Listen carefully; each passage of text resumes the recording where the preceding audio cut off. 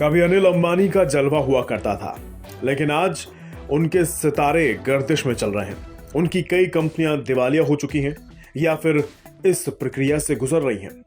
Group पर भारी भरकम कर्ज है। अनिल अंबानी इन दिनों सुर्खियों में कम ही रहे हैं। अगर उनसे जुड़ी कोई खबर आती भी है तो या तो कंपनी बिकने की या फिर कोर्ट से जुड़ी होती है।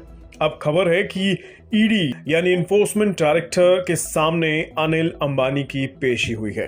फेमा के केस में अनिल अंबानी ईडी के सामने पेश हुए। मुंबई में बेलार्ड एस्टेट स्थित ईडी के दफ्तर में अनिल अंबानी के बयान दर्ज हुए हैं।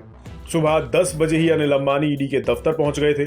कई घंटे उनसे ईडी की पूछताछ हुई। अभी मामले का खुलासा नहीं हो पाया है। बताया जा रहा है कि यह मामला उनकी कंपनी में निवेश से जुड़ा हो सकता है।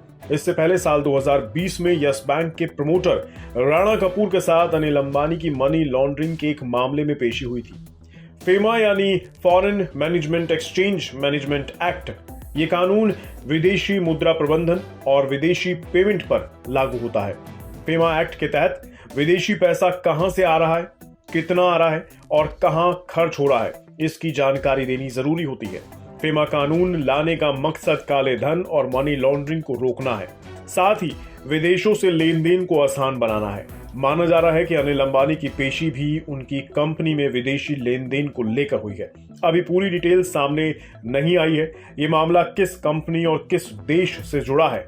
पिछले साल अगस्त में भी अनिल अंबानी को आयकर का नोटिस मिला था। ये नोटिस 2 स्विस बैंक खातों में 814 करोड़ रुपए की अघोषित आय से जुड़ा था। हालांकि मार्च में अनिल अंबानी को इस मामले में हाई कोर्ट से राहत मिल गई थी और आयकर विभाग से नोटिस और जुर्माने पर अंतरिम रोक लगा दी गई थी। अनिल अंबानी के दिन इन दिनों अच्छे नहीं चल रहे हैं। सिर से पैर तक वो कर्ज में डूबे हुए हैं। एक के बाद एक उनकी कंपनियां नीलाम हो रही हैं या फिर बिक रही हैं। रिलायंस कैपिटल पर 16,000 करोड़ रुपए का कर्ज है। रिलायंस कम्युनिकेशन पर करीब 45,000 करोड़ का कर्ज है। ऐसे ही रिलायंस इंफ्रा पर 12,647 करोड़ और रिलायंस नेवल पर 12,900 करोड़ का कर्ज है और रिलायंस मीडिया पर 3,166 करोड़ का कर्ज है। अनिल अंबानी पर कर्ज का पहाड़ इतना है कि इसे चुका पाना आसान नहीं लग रहा है। कुछ कंपनियों के खिलाफ तो एनसीएलटी में मामला भी चल रहा है। हो सकता है रिलायंस कैपिटल हिंदुजा ग्रुप की झोली में चली जाए। हिंदुजा ग्रुप ने रिलायंस कैपिटल के लिए सबसे ऊंची बोली लगाई है। रिलायंस कम्युनिकेशन के खिलाफ तो 5 साल से दिवालिया प्रक्रिया चल रही है।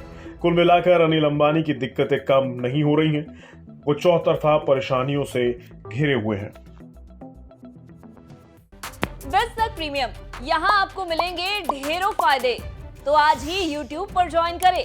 बिज़ तक प्रीमियम मेंबरशिप 159 रुपए से शुरू।